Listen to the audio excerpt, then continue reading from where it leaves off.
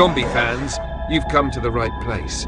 From slow, shambling corpses Brains. to fast, bloodthirsty maniacs. Brains. Yes, we get it. Brains. Very scary. Moving on. These are the top 20 zombie movies ever made. Grab your popcorn, grab your shotgun, and... Brains. Fine, grab some brains, because the countdown starts now. 20. Resident Evil. Once upon a time, the Umbrella Corporation decided that human life was cheap, so they built a secret underground lab called the Hive, filled it with scientists, and gave them a virus that turns people into zombies. Naturally, someone drops the vial like it's a shot glass on a Friday night, and boom, apocalypse starter kit engaged. Enter Alice, Milla Jovovich. What the fuck? It's okay, Jill. Deep breaths. At least in the games, you're still the queen. Wait, what was I saying again? Oh, right. Ah, yes, Resident Evil. Enter Alice, Milla Jovovich, who wakes up in a mansion with no memory. Classic Hangover vibes, except instead of aspirin, she gets a squad of Umbrella commandos dragging her into the Hive to check things out. Spoiler, things are not fine. The team promptly learns that Umbrella's AI babysitter, the Red Queen, has killed everyone inside. Why? To stop the infection. Honestly, she's the only one making good decisions in this film. But the humans, being humans, decide to shut her down and immediately unleash all the zombies she was keeping neatly locked up. Genius. Cue zombie buffet. Soldiers get eaten. Rain. Michelle Rodriguez gets bitten about 17 times and still insists she's fine. And the infamous laser hallway dices people like a sushi chef with anger issues. Oh, and then comes the liquor. A mutant monster that looks like your brain grew legs and decided to ruin your day. And that's the beginning of a 6-movie series where the moral is always the same. Don't trust corporations. Don't trust scientists. Don't trust locked doors. And for God's sake, don't touch glowing vials. 19. Hashtag alive. So, Alive is about this gamer who wakes up one morning and, surprise, the whole world's gone full zombie apocalypse. And you'd think he'd be terrified, but honestly, it's the most relatable part of the movie. He just stays inside, ignores his neighbors, and lives off instant noodles. Basically, he's been training for this his entire life. The real panic doesn't even start when zombies break in. It's when the Wi-Fi cuts out. Suddenly, he's not afraid of getting eaten. He's afraid of missing patch notes. Like, sure, the undead are clawing at my door, but how am I supposed to survive without YouTube tutorials on how to survive? And after days of sulking around like a streamer with 0 viewers, he finally notices, oh wow, other people still exist. Because nothing motivates human connection quite like running out of snacks. So yeah, it's not so much a survival thriller as it is the world's worst advertisement for what happens when introverts finally get exactly what they wished for. 18. Return of the Living Dead. On Return of the Living Dead, it's basically the story of how 2 bumbling warehouse workers accidentally open a government tank of zombie juice, proving that OSHA regulations exist for a reason. The gas immediately reanimates corpses, including some very spry skeletons who clearly skipped leg day in the afterlife. Meanwhile, a group of punks hang out in a graveyard, because where else would you drink beers in the 80s? Only to learn that the dead aren't just rising. They're cardio champions who chase you down faster than DoorDash. The military eventually solves the problem in the most American way possible, nuking the entire town. But in true horror comedy fashion, this just spreads the zombie plague further, basically turning the movie into one long PSA about why you should never trust government containment protocols or hang out with people named after colors. Send more paramedics. Before this film, zombies, like in George Romero's Night of the Living Dead and its sequels, were mostly portrayed as flesh-eaters in general, not specifically brain connoisseurs. Dan O'Bannon, who wrote and directed Return of the Living Dead, introduced the idea that zombies hunger for brains to ease the pain of being dead. So, every time you hear a zombie in pop culture groaning, Brain. Take me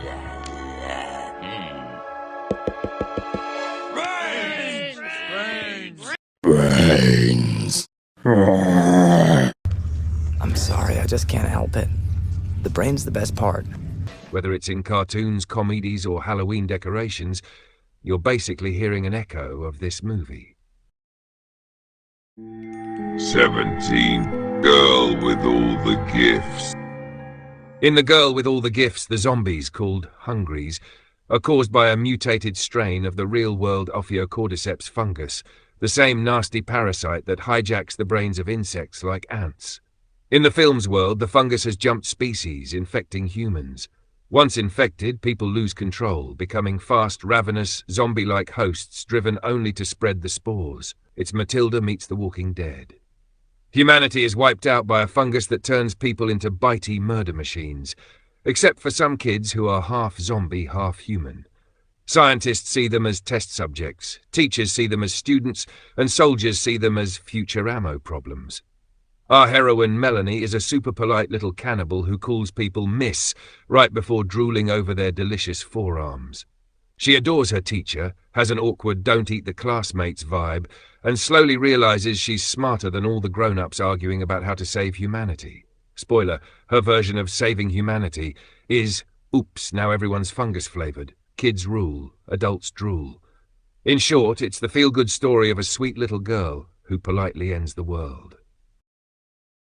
16. Scout's Guide to the Zombie Apocalypse. Scout's Guide to the Zombie Apocalypse is basically a Boy Scouts recruitment ad. If the pitch were, learn knots, save your town, and maybe watch your neighbors get ripped apart. It follows Ben, Carter, and Augie, 3 teenagers who've spent most of their lives collecting badges no one cares about, until zombies crash their suburban bubble. Suddenly, their ability to tie square knots and light campfires isn't nerdy anymore. It's life support. By the end, they've saved their classmates at prom, earned some respect, and proven that merit badges do have real-world applications, mostly when the real world is on fire and your gym teacher is trying to chew your face off. So yeah, it's a heartwarming coming-of-age story, just with more intestines on the floor.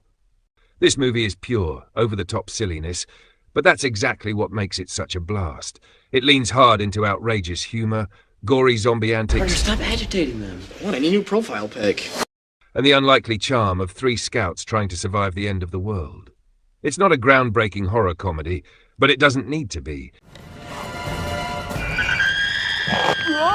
Is that his wiener? Hang on to that cock, Ben! Its goofy energy and self-aware ridiculousness earn it a well-deserved spot here. Silly? Absolutely. Fun? Even more so. I touched them. I don't think they were real. 15. Gone Army of the Dead. Imagine Ocean's 11, but instead of suave thieves with impeccable plans, you get a ragtag group of meat shields trying to rob a Vegas casino while surrounded by the undead equivalent of Burning Man attendees. The zombies aren't your usual brufflers either. These ones have hierarchy, emotions, and apparently better communication skills than most office teams. Naturally, the plan goes downhill faster than a drunk Elvis impersonator on roller skates. Characters make choices so dumb you start rooting for the zombies, and by the end, the body count looks like the buffet line at a Golden Corral after the apocalypse. Oh, and in classic Zack Snyder fashion, it's all shot with dramatic slow motion and gratuitous gore, so you can really savor every bad decision in 4K. If you watch closely, a few zombies get their heads blown off and, surprise, there's a Terminator-style metal skull and glowing eyes underneath. Zack Snyder even confirmed they're not mistakes. Why are there cyborg zombies? Government experiments? Surveillance drones disguised as the undead? Maybe Vegas casinos wanted bionic security guards who could also eat cheetahs. The movie never explains, which makes it even funnier, like Snyder dropped an entire subplot and said, let Reddit figure it out. Alien baby theory. Remember the zombie queen and her king? She's pregnant, and when she gets killed, Big Daddy Zombie mourns over a glowing blue fetus. Yep. Fans went full X-Files, suggesting the infection came from aliens. There's even a hint of UFOs at the start of the film. So either zombies can reproduce now, or the king and queen were trying to start the galaxy's weirdest daycare. Put together, You've got a cinematic stew of zombies, robots and aliens. Like Snyder couldn't decide which genre he wanted, so he just hit yes to all. The film basically sets up lore that would need 10 sequels, but instead leaves you wondering if you just watched a heist movie or the rough draft of Men in Black: The Apocalypse. The opening of Army of the Dead takes the glittering chaos of Vegas and marries it to Alison Krauss's haunting, powerful performance of Viva Las Vegas. All you need is a strong heart and a nerve of steel. A show-stopping contrast that makes slot machines, showgirls and zombies feel like one big cabaret act. It's a blood-soaked party, but a fabulous one. And fittingly, Zack Snyder has a knack for pairing apocalypse with show tunes. Remember Richard Cheese turning Down with the Sickness into a lounge act for Dawn of the Dead? Why can't you just fuck off and die, get down with the sickness? Together, they prove that even the end of the world deserves a killer soundtrack, and maybe a cocktail in hand. Viva, viva Las Vegas! Despite juggling more half-baked subplots than a late-night Reddit thread, robot zombies, alien glowing babies, and a heist plan with the structural integrity of wet cardboard, Army of the Dead somehow still manages to be fun. It's gory, loud, and ridiculous in the exact way you want a Vegas zombie flick to be. Yes, the characters are dumber than the slot machines they're trying to rob. Yes, Zack Snyder throws in random lore like he's spinning a conspiracy theory wheel. But honestly, that's part of the charm. If you stop demanding logic and start enjoying the chaos, it's a bloody roller coaster with tigers, explosions, and enough absurdity to keep you laughing, sometimes unintentionally. So, flaws and all, it earns a comfortable seat in the top 20 zombie films you'd rewatch with beer and pizza. Because sometimes, fun trash is the best kind of treasure. 14 Land of the Dead. Ah yes, George A. Romero's Land of the Dead, the inspirational tale of how, when society collapses, the rich immediately build a shiny high-rise fortress with cocktails and indoor fountains, while everyone else gets to be zombie chow in the slums. Truly heartwarming. The film follows a ragtag group of mercenaries who drive around in a Mad Max tank on wheels called Dead Reckoning, stealing supplies while pretending this makes them the good guys. Their leader, Riley, dreams of retiring to Canada, because apparently even in the apocalypse, that's the wildest fantasy imaginable. Meanwhile, the zombies, tired of being brainless extras, suddenly get organized thanks to Big Daddy, the world's angriest gas station attendant, who teaches them valuable life skills like teamwork and basic door opening. They proceed to storm the human city because, well, nobody thought zombies might eventually climb a fence. Oops. By the end, the fortress falls, the rich guy gets eaten, shocking, the zombies wander off to start their own society, and Riley decides maybe it's fine to let them have it, because if anyone's earned some peace and quiet, it's the walking corpses who've been shot in the face for 4 movies straight. Moral of the story, humanity is terrible, zombies might actually be more sympathetic, and if you're planning to survive the apocalypse, don't forget, the upper class will absolutely leave you for dead, unless, of course, you're delivering them snacks. Land of the Dead isn't perfect. Cheesy dialogue, cartoon villains, some CGI that aged like sour milk, but it does deserve a comfy spot in the top 20 zombie films. 13. The Night Eats the World. The Night Eats the World is the most chilled-out zombie apocalypse you'll ever see. Our unlucky hero wakes up after a party to find Paris overrun by the undead, and plot twist, they're the quietest zombies in cinema history. No moaning, no snarling, just politely sprinting around like hungry marathon runners. Honestly, it's kind of refreshing. Finally, zombies who don't sound like clogged drains. Instead of endless shootouts and guts flying everywhere, the movie leans into something scarier: loneliness.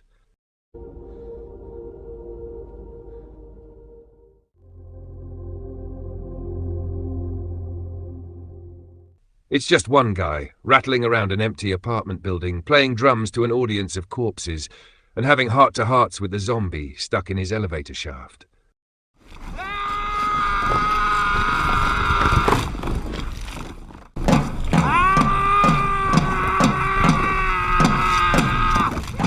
It's funny, sad, and oddly cozy, like the world's darkest Airbnb stay. So yes, it's slow, quiet, and way more existential than your average undead flick. But that's the charm. A zombie film that swaps non-stop screaming for eerie silence and asks, what if surviving the end of the world is less about fighting monsters and more about not losing your mind?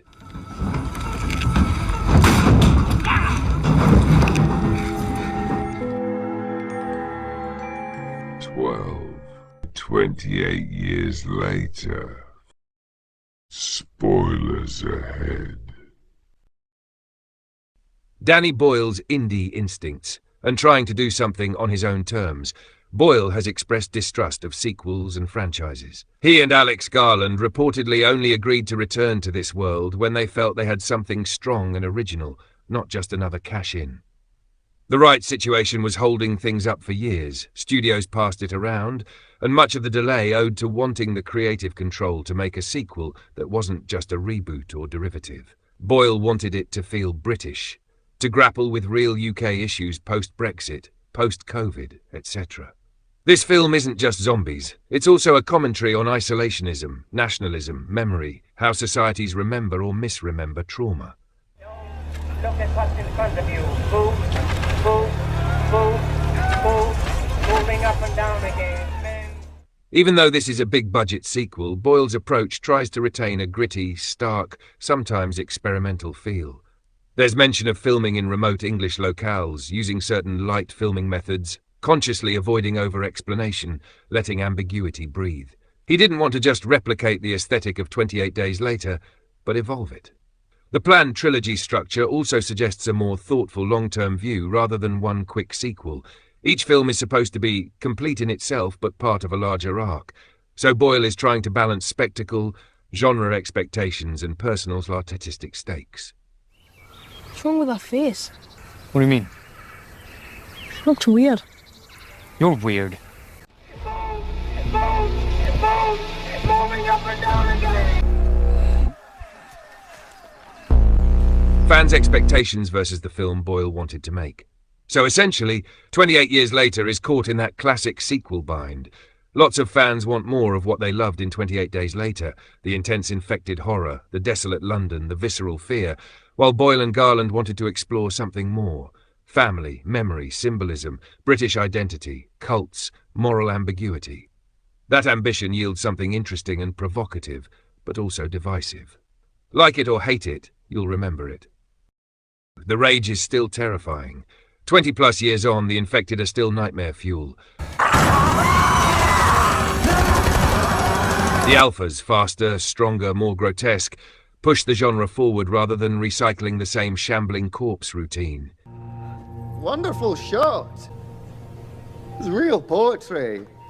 The dark truth, 28 years later, might not be everyone's pint of infected blood, but if zombie cinema is about more than just gnashing teeth, if it's about confronting humanity's ugliest sides under pressure, then this one earns its rank.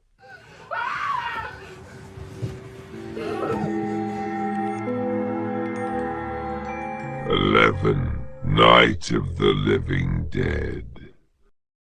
They're coming for you, Barbara. Stop it! You're acting like a child! There comes one of them now. I'm getting out of here. Night of the Living Dead. A grim comedy of errors with flesh-eating extras. George A. Romero's Night of the Living Dead, 1968, is the cinematic equivalent of watching a group project fall apart in real time, except instead of bad grades, the punishment is getting chewed on by your neighbours.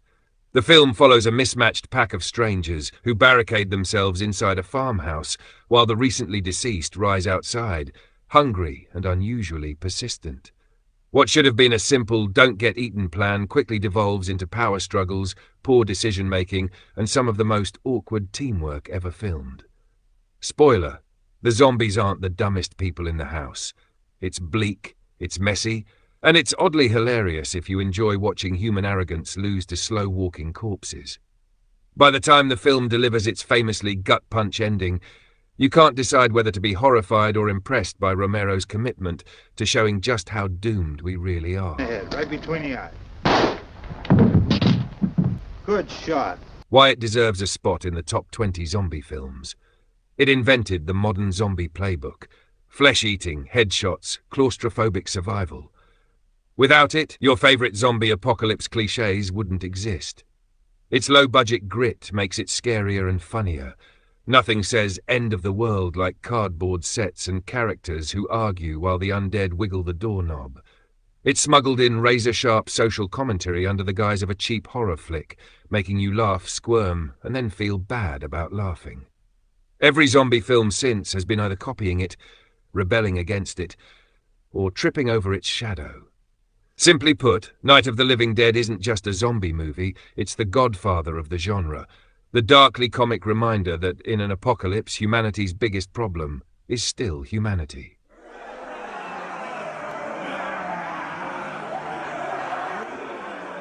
Oh, look at you. You made it through 10 scenes of brain-splattering brilliance. Survived! Not in the traditional sense. Most people bailed at the first head bite, but not you. You watched intestines become jump ropes and said, yeah, run it back. At this point, you don't just like zombie movies, you worry your friends. But hey, respect. Your stomach's stronger than half the survivors we've seen. All right, brave soul, grab your snacks and your sanity. What's left of it? Because the next 10 are about to make these look like warm-up kills. Send more pups. 10. Wreck. The 2007 Spanish found-footage zombie masterpiece that probably made you question both your survival instincts and your desire to ever live in an apartment building again. Imagine you're a chipper TV reporter, just trying to film a fluff piece about firefighters. You know, brave men, shiny helmets, occasional kitten rescues. Then, boom. One quick routine call later, and suddenly you're trapped in a quarantined apartment complex full of frothing, flesh-hungry tenants who look like they lost a fight with a blender. The government locks you in faster than you can say ethical journalism. The lights start flickering like a discount haunted house, and every character slowly realizes that 1, the building's residents are getting bitey. 2, the priest upstairs has been doing some questionable Vatican science experiments. And 3, maybe this isn't great PR for the fire department. Meanwhile, our poor reporter Angela keeps filming because apparently journalism never dies, even when everyone else does. What starts as local cable TV ends as a nightmarish first-person descent into demonic rabies chaos. Found footage? More like found trauma. Why it deserves a spot in the top 10 zombie films. 1. Claustrophobia as an art form. No other zombie film makes you feel like you're choking on recycled air and fear. 2. Realism on steroids. You believe this could happen in your building. To you. Probably tonight. Sleep tight. 3. The perfect cocktail. 50% undead infection, 30% demonic possession, 20% government cover-up. Shaken, not stirred. 4. No Hollywood nonsense. No slow-motion headshots, no witty one-liners, just pure, sweaty, oh God, what's that noise panic. 5. The only reporter who makes live-on-the-scene coverage genuinely horrifying. 6. That ending. The kind of final scene that makes your soul scream, nope, while your brain whispers would never watch alone again. In summary, Wreck is the cinematic equivalent of being locked in a panic room with Satan's coughing cousins, raw, relentless, and unapologetically terrifying. It earns its place in the Zombie Hall of Fame because it remembers the golden rule of horror. When in doubt, make the audience regret turning off the lights. 9. Dawn of the Dead, 1978. Shoot it, man. Shoot it in the head. Dawn of the Dead, 1978. The original mall rats of the apocalypse. George A. Romero's Technicolor buffet of blood, brains, and biting social commentary, served in glorious 1970s polyester. The world's gone to hell again, the dead are up and shopping, and our band of survivors decides the best way to ride out the end times is inside a mall. Because apparently nothing says civilization's collapse like free department store merchandise and escalators that still work. The plot? Zombies eat people, people shoot zombies, people become zombies, repeat until the credits roll or you run out of ammo, whichever comes first. You bastards. You bastards. Along the way, Romero sneakily reminds us that humans are really just as brain-dead as the undead. Nothing wrong with me. They just have better fashion sense and slightly less grey makeup.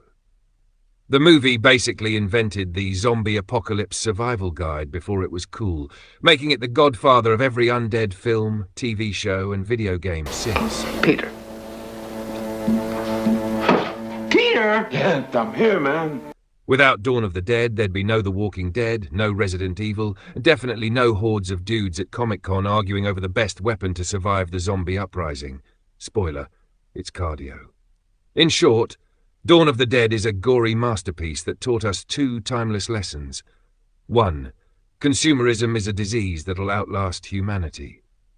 2. When the dead rise, you can still find time for a good sale. And let's be real, this movie had a budget so tight it probably couldn't afford a decent sandwich platter, but somehow it still feels epic.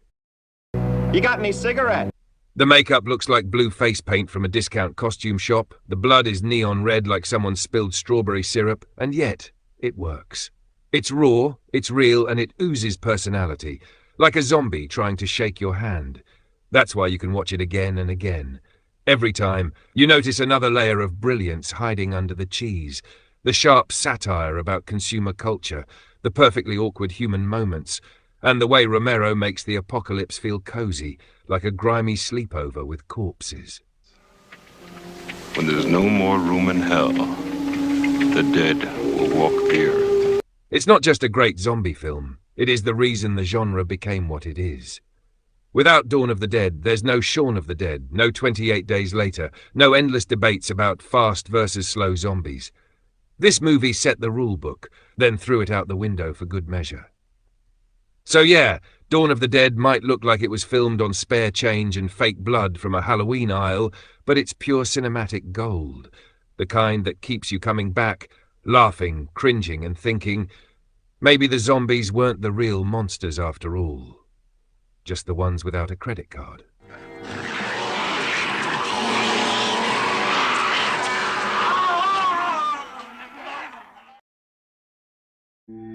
8. Shaun of the Dead. Shaun of the Dead is a heartwarming British rom-com, if you replace hearts with brains and warmth with blood spray. Our hero, Shaun, is the human embodiment of a hangover. Do you want anything from the shop? Cornetto. Dull, confused, and barely functional. His life is a tragic loop of cheap lager, broken relationships, and existential dread, until the zombie apocalypse hits. The good news? It finally gives him a reason to get off the couch. The bad news? Everyone else is trying to eat him. Oh, thank God for that. Armed with a cricket bat, denial, and his equally useless best friend Ed, Weird, isn't it? Oi! What are you doing? Shaun sets out to save his mum, his ex, and most importantly, the pub. Because when the world ends, what better place to die than where you've spent your life wasting time? It's gory, hilarious, and surprisingly touching, proving you can mix blood splatter with emotional growth. And that's why it's such a popular zombie film. It's not just about survival, it's about surviving adulthood. It mocks the genre while loving it to bits, literally. Balancing sharp British wit with just enough zombie carnage to keep your popcorn soaked in irony and entrails. In the end, Shaun learns that true friendship never dies. It just decomposes a little. Ed!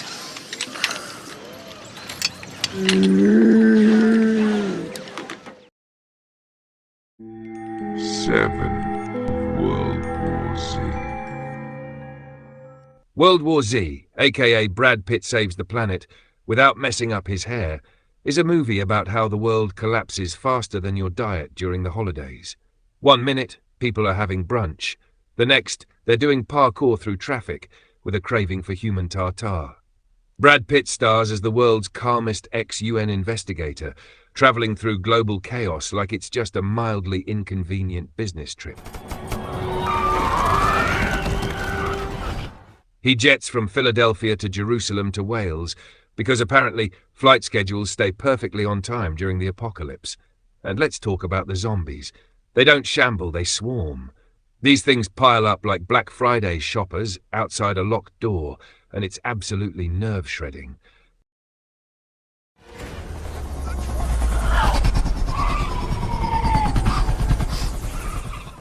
Somehow, even with barely any blood, the movie still manages to be scarier than your phone at 1% battery.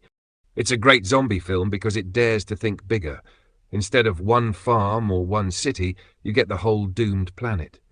It treats the outbreak like a global disaster, not just a backyard inconvenience. The scale, the tension, and the holy crap, what would I do moments make it hit harder than most gory splatterfests. In the end, World War Z proves that you don't need fountains of blood to terrify an audience. Just fast zombies, global panic, and Brad Pitt's hair somehow surviving the end of civilization.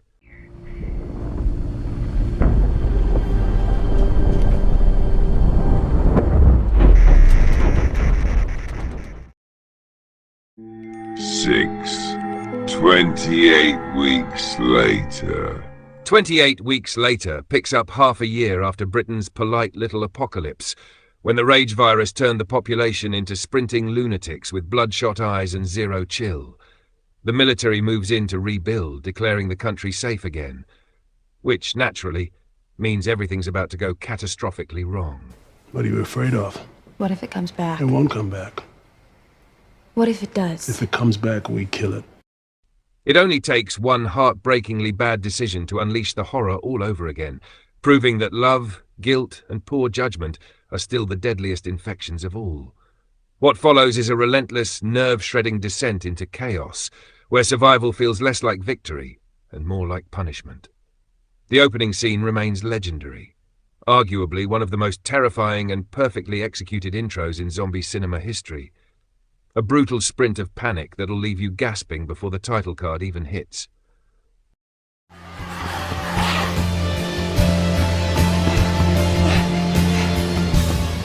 What makes 28 weeks later truly disturbing is how plausible the rage virus feels. No magic, no mystery, just uncontrollable human fury spreading faster than reason.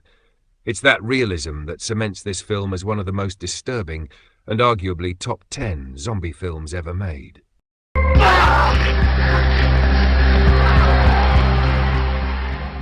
Even with all its divisive plot choices and the occasional moment that stretches believability, 28 Weeks Later continues to be my personal favourite zombie film. There's an energy to it, a sense of dread and desperation that few movies in the genre have managed to capture since. It's just us. Unlike the mindless, animalistic infected from 28 Days Later, Don retains a twisted sense of self-awareness. His infection seems to preserve fragments of his consciousness, memory, motivation, even emotion, but all of it warped by rage. This mutation escalates the horror because it implies that the virus can evolve, that it's no longer limited to mindless aggression, but can now weaponize human intelligence and emotion. Don's scenes after infection are some of the film's most haunting. He doesn't just attack, he stalks, hides, and seems to take sadistic satisfaction in his pursuit.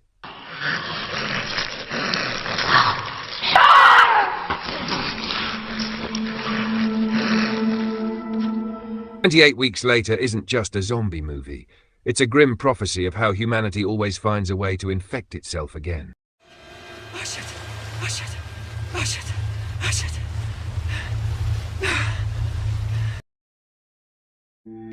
5. Zombieland. Zombieland, a survival guide for idiots who outlived humanity. Some movies make you question life. Zombieland makes you question how humanity survived long enough to invent Twinkies. In a world overrun by the undead, Zombieland gives us a painfully accurate glimpse of what society would look like if every American woke up one day and decided, nah, it's Mad Max meets Looney Tunes, but with more guns,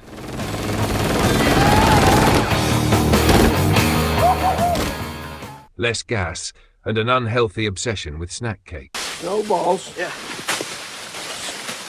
Where's the fucking Twinkies? Our hero, Columbus, Jesenberg, a man so paranoid and socially awkward that even the zombies are like, you know what, he's not worth the calories. His survival strategy isn't bravery or strength, it's pure anxiety. The guy basically survives the apocalypse by doing what most introverts already do, avoiding people. His partner, Tallahassee. Time to nut up or shut up. Woody Harrelson, the cowboy philosopher who believes life's purpose is shooting zombies and finding Twinkies. Which is probably the most honest representation of the human condition ever put on film. He's a man so intense that if zombies had emotions, they'd need therapy after meeting him. Believe it or not, Twinkies have an expiration date. The sisters, Wichita and Little Rock, Emma Stone and Abigail Breslin, two con artists scamming their way through the apocalypse because, apparently, even the end of civilization can't kill girl boss energy. But Zombieland isn't just about comedy, it's about rules. Because of my list of rules. Rule number 1 for surviving Zombieland: cardio. The double tap. Rule number 3, beware of bathrooms. Rule number 4, pretty basic.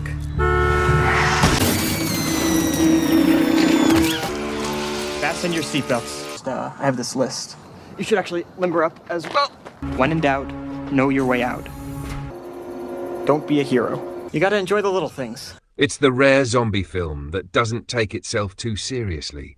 Which is great, because if it did, Woody Harrelson would have just set the script on fire and used it to roast marshmallows. And that's why Zombieland deserves a spot in the top 10 zombie films ever. I'm sorry, it just gets me. 4. Train to Busan.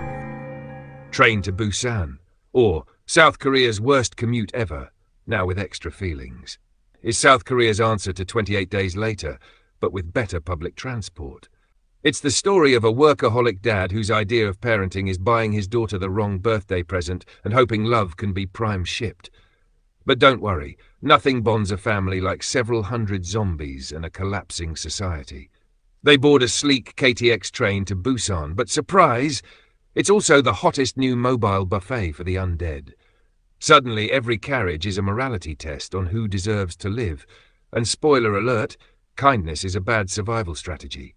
We get a corporate villain who proves that greed doesn't die, it just gets bitten, and a muscle-bound hero who could probably fend off the apocalypse and carry your groceries home.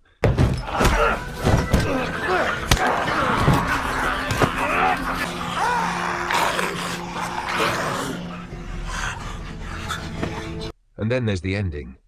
Just when you've been laughing at everyone's terrible decisions, the film punches you square in the heart. The dad, who started out emotionally constipated, finally redeems himself in the worst possible way. You go from "ha, idiots getting eaten" to ugly crying like your Wi-Fi just died mid-Netflix. By the time that haunting rendition of Aloha Oe hits, you're sitting there questioning humanity, love, and your own ability to handle public transport ever again.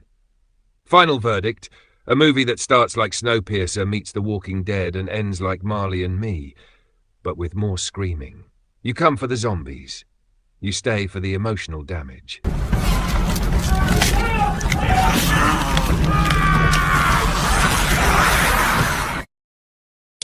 All right, survivors. We've made it to the final 3. What's left? The undead elite. The ones that just won't stay buried. So brace yourselves, because the next movie lurches onto the podium to claim the bronze medal. 3. Day of the Dead. Coming in at number 3, taking the bronze medal in our zombie apocalypse Olympics, is the movie that proved humanity's worst enemy isn't the undead, it's each other. That's right, George A. Romero's Day of the Dead.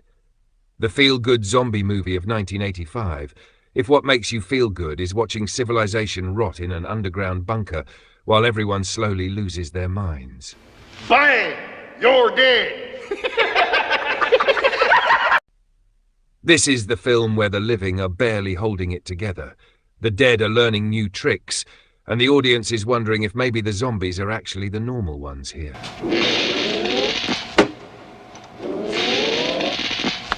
Romero trades the chaotic streets of Dawn of the Dead for claustrophobic tunnels, military meltdowns, and more shouting matches than a family Christmas dinner.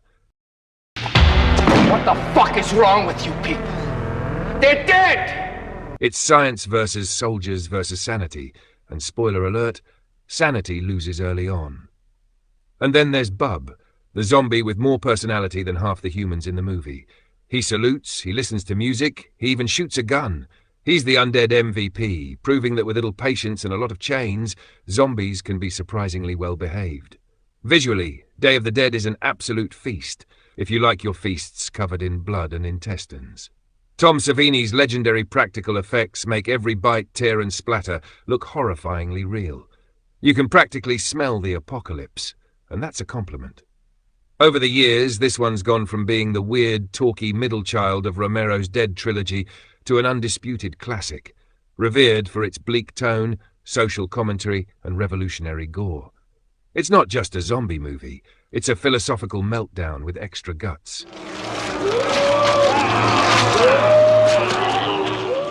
So here's to Day of the Dead, the film that reminded us that even when the world ends, people will still argue, scientists will still experiment on things they shouldn't, and somewhere, somehow, a zombie named Bub will be having the time of his afterlife.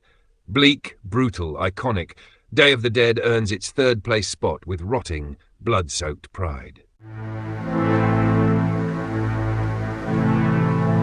You better know I mean it, too. 2. Dawn of the Dead. Oh, shit. Zack Snyder's Dawn of the Dead isn't just a remake. It's what happens when you pump the original George A. Romero classic full of caffeine, steroids, and an early 2000s soundtrack. The dead don't shuffle here. They sprint like Olympic athletes with a taste for CrossFit and carotid arteries. The setup?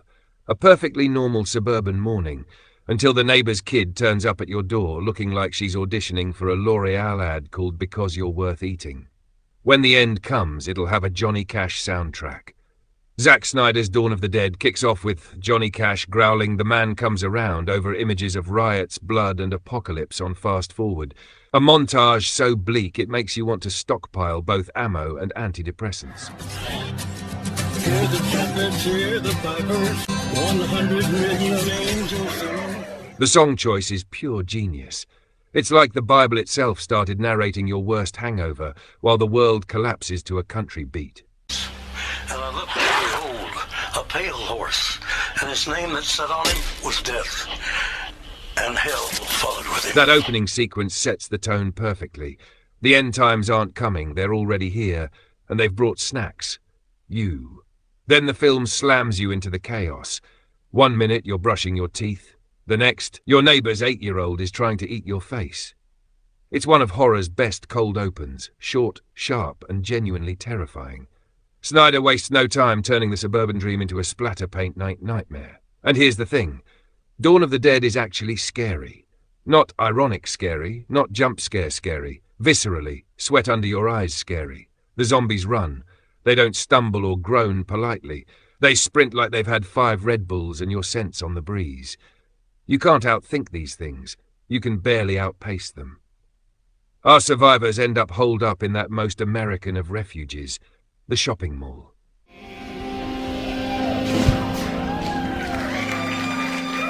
It's plastic.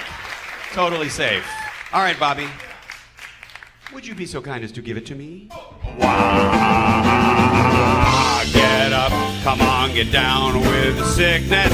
You fucker, get up, come on, get down with the sickness. Open up your hate and let it flow into me. It's the perfect setting.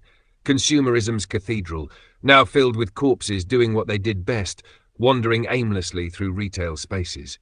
The survivors try to carve out a slice of normality, coffee, sex and home decor, but deep down they know it's hopeless. The mall becomes a tomb with escalators. You've got the gun nut up on the roof playing long-distance zombie whack-a-mole. Holy. The pregnant woman harbouring something unpleasant, and Ving Rhames being the absolute tank we all wish we were during the apocalypse. I'm sorry, brother. There's gallows humour throughout. But it never breaks the tension. It just makes you laugh in the dark, because what else can you do?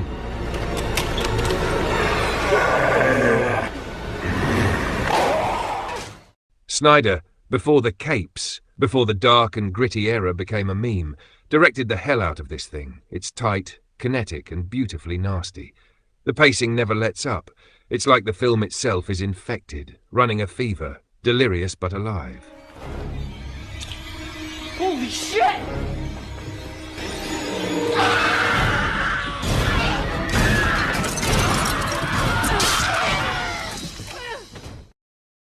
Why it deserves number 2, because Dawn of the Dead 2004 did the impossible. It remade a masterpiece and didn't screw it up. It made zombies fast, scary and relevant again.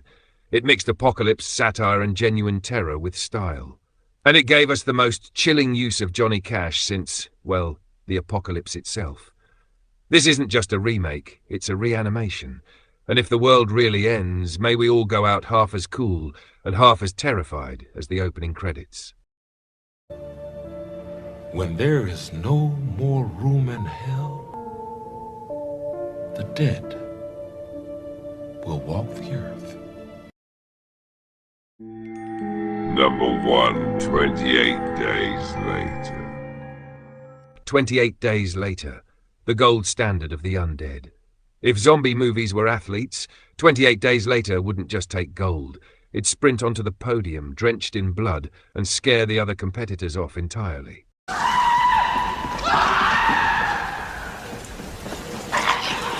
This is the film that didn't just revive the zombie genre. It grabbed it by the throat, screamed "run faster," and gave it a viral infection. Why it's number 1? The apocalyptic apex won. It changed the rules overnight. Before 28 Days Later, zombies were slow, stupid, and easy to dodge. Then this film showed up and said, what if the apocalypse had cardio? Suddenly, we weren't watching shuffling corpses. We were being chased by sprinters filled with uncut rage. It was horrifying, exhilarating, and a little too relatable. It made the end of the world look real. Those deserted London streets weren't CGI. Result? One of the most haunting openings in cinema. Cillian Murphy wandering through the silence, the world already gone. No explosions, no exposition. Just emptiness. Terrifying. Hello! Unlike most zombie flicks, 28 Days Later doesn't just go for the jugular. It goes for your existential dread. It's not about monsters eating people, it's about people becoming monsters when society collapses. The virus isn't the villain, we are. How's that for bedtime viewing? Hello?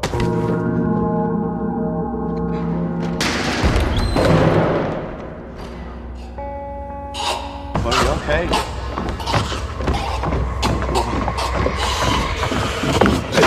It's fast, furious, and emotionally devastating. There's no wasted moment. Every scene feels urgent, every scream justified. You actually care about the characters, which makes it worse when the film rips them away.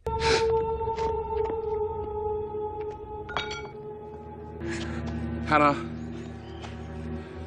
I love you very much. What? Dad? Keep away from me! Dad? Keep away from me! Jen! Jenny's infected! It's the rare horror movie that manages to break your heart and your nerves at the same time. Stay away from him! Keep away from the body! It spawned an entire generation of imitators. Without 28 Days Later, there's no The Walking Dead, no Train to Busan, no running zombies at all. It's the film that reanimated the entire genre and then left it looking over its shoulder. Why, it's still terrifying because it feels real.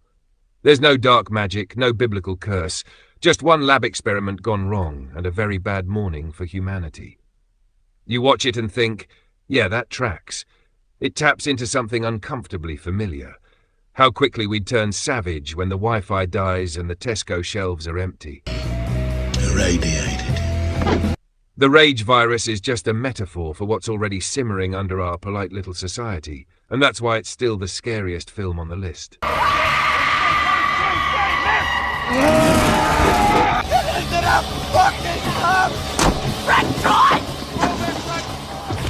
The The final verdict, 28 Days Later, isn't just a zombie movie, it's a cultural reset. A feverish, terrifying, painfully believable look at the end of the world that still hasn't been topped. It's smart, savage, and stylish. It doesn't lurch, it sprints. It doesn't moan, it screams.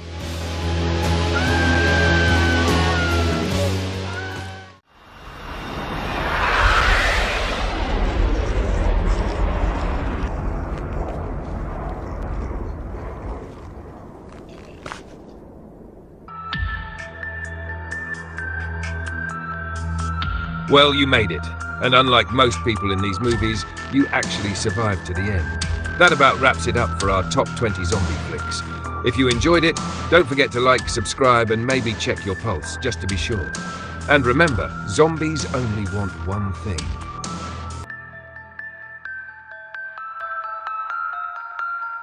A little piece of your heart.